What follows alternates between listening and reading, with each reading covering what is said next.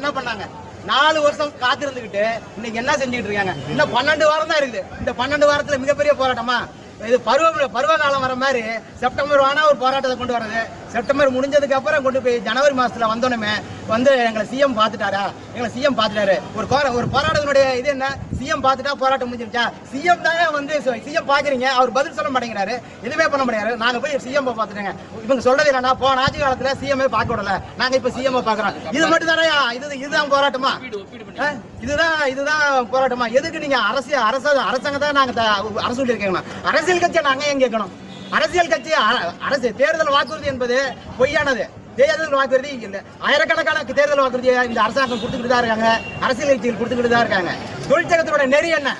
தொழிற்சங்கத்தோட நெறி வாழ்வாதார கோரிக்கை, ஓய்வூதியம் என்பது வாழ்வாதார கோரிக்கை. அந்த வாழ்வாதார கோரிக்கைக்கு யார் இருந்தா என்ன, யார் இல்லாட்டி என்ன, யார் ஏத்துக்கிட்டா என்ன? இவங்க தான் ஏத்துக்கிட்டாங்க, இவங்க ஏத்துக்க மாட்டாங்கன்னு சொல்லி நீங்க ஏன் இதை ஏமாத்துறீங்க? தொழிற்சங்கத்தினர் நிறைய யார் இருந்தாலும் இல்லாட்டியும் வாழ்வாதார கோரிக்கையான ஓய்வூதியத்தை பெறுவதற்கு தொடர்ந்து போராடுவோம்னு சொல்றதுதான் ஒரு தொழிற்சங்கவாதியினுடைய இயல்பு. இன்னைக்கு தமிழ்நாட்டில் தொழிற்சங்கவாதிகளே இல்லை. அதான் இந்த சாவுக்கு எடுக்க காரணம்.